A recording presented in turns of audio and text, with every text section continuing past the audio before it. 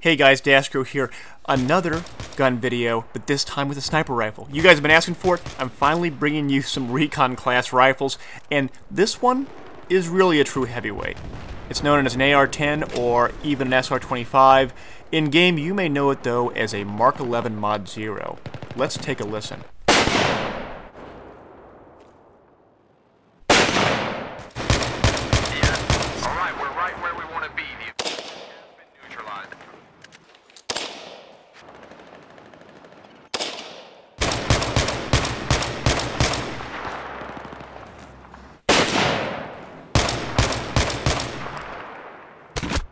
Now, you astute watchers will know that this is not an SR-25, but instead a DPMS LR-308, which is like an SR-25, except a whole lot less expensive. This one has a 24-inch barrel, a Magpul PRS stock, and a Falcon Menace variable scope on an Armalite 30mm mount. Oh, it also has a bipod. That's kind of cool, too.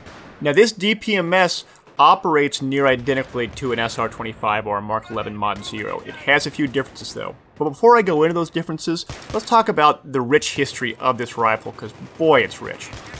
Starting off, Eugene Stoner is the designer of the SR-25 or Mark 11 Mod 0, and he's also the designer of the AR-15, or the M16 as you may know it in game, and he created the original AR-10, which the SR-25 is based off of. The AR-10 was designed by Eugene Stoner as an all-aluminum gun. The original AR-10, in its prototype phase, had an aluminum barrel.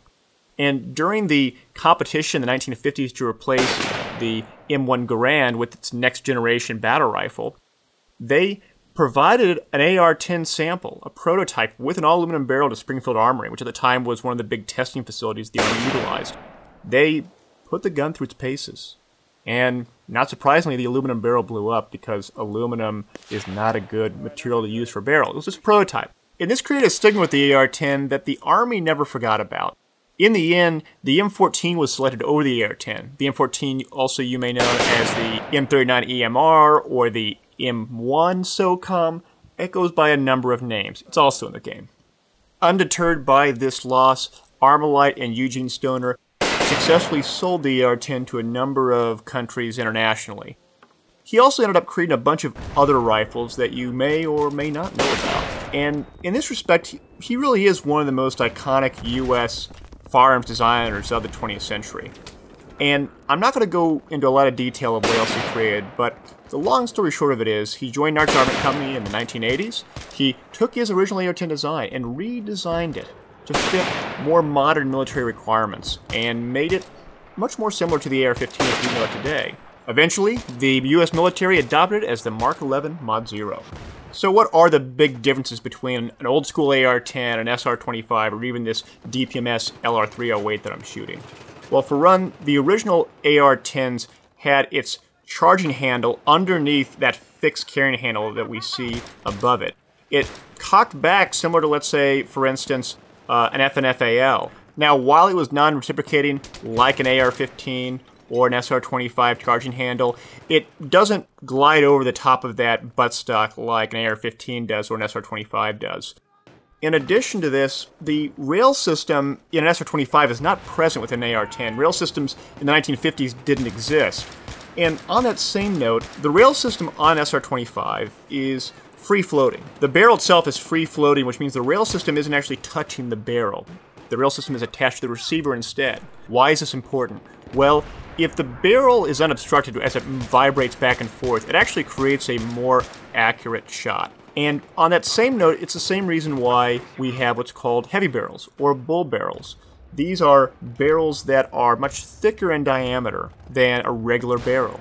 And as such, when that bullet travels through it, that barrel is going to vibrate less. And as it vibrates less, it allows you to have a more accurate shot. Now, this AR-10 that I'm shooting in real life has a bull barrel, and it has a free float handguard, and so it's still pretty accurate. And again, I'm using the term AR-10. It's not a real deal AR-10. It's a DPMS LR-308. However, I'm calling it an AR-10 because it's simply easier to say. Moving on beyond the differences, One thing that I noticed is that I don't really like playing recon in game. And I know there's a lot of people out there that watch my videos that do like playing recon, and this is by no means trying to hate on you. I just don't enjoy it. I'm so used to just playing more of a close quarters or medium distances kind of thing. I don't have the patience to get in game and get a bipod out and snipe some dudes.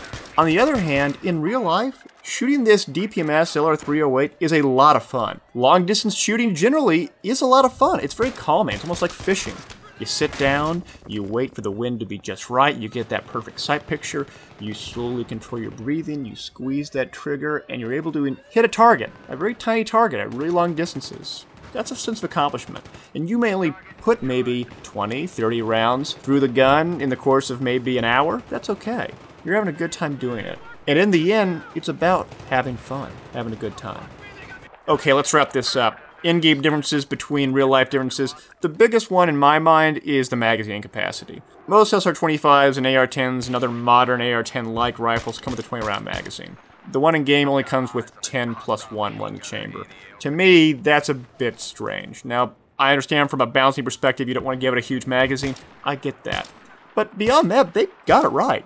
Aesthetically, it looks right. Mechanically, it's right. They did a good job on this. So, all that being said, thanks for watching. I got a whole lot more coming. Some more German rifles, perhaps.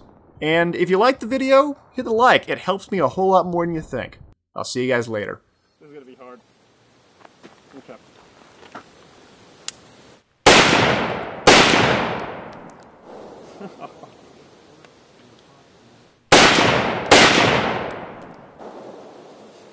That is so difficult to do. It's ridiculous.